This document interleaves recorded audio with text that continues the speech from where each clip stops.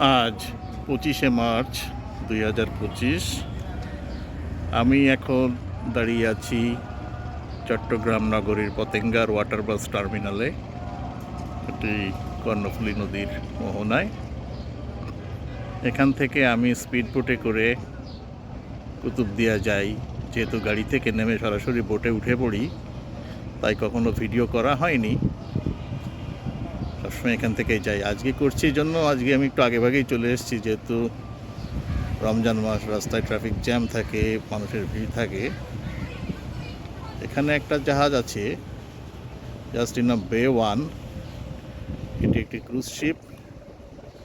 এটি সাধারণত অক্টোবরের শেষ থেকে মার্চের মাঝামাঝি পর্যন্ত চট্টগ্রাম থেকে সেন্ট মার্টিনে যায়, সেখানে পর্যটক নিয়ে যায়, আবার পরের দিন এটি ফিরে আসে।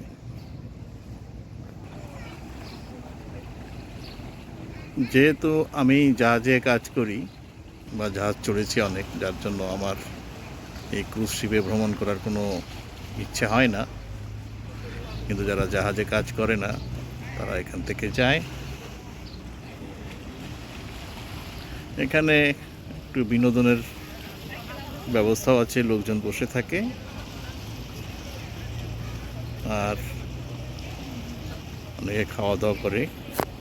যেহেতু রমজান মাস, তাই মানুষের ভিড় নেই।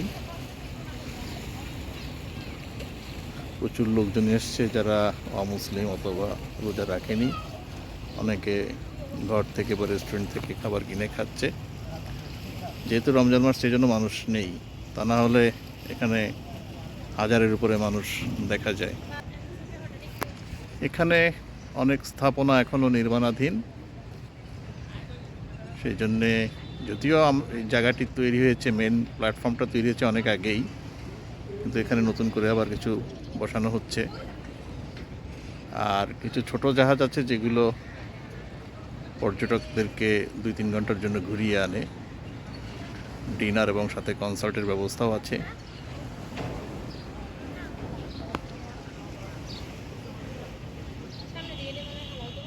ওই যে দূরে একটি অট্টালিকা দেখা যাচ্ছে, ওটি এখনো তৈরি হচ্ছে।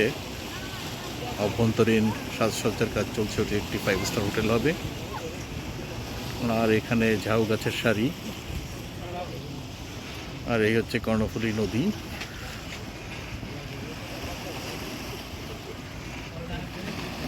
গত 3 বছর যাবত আমি এখান থেকেই যাচ্ছি, অথচ আমি এখানকার ভিডিও কখনো করিনি। আমি আর আধ ঘন্টা পর এখান থেকে রওনা দেব কুতুবদিয়ার উদ্দেশ্যে। সেখান থেকে একটি জাহাজ এনে তারপরে আমি জাহাজে থাকব।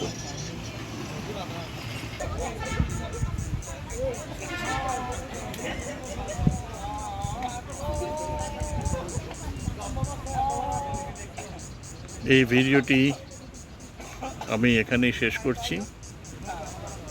পরে নতুন কোনো ভিডিও নিয়ে আবার আসব। যেহেতু এখানে এসে সাথে সাথে বোটে উঠে যাই বা সাথে সাথে বোট থেকে নেমে ঘরে চলে যাই ট্যাক্সি নিয়ে, যার জন্য কখনো ভিডিও করা হয় না। প্রথম করছি এখানে।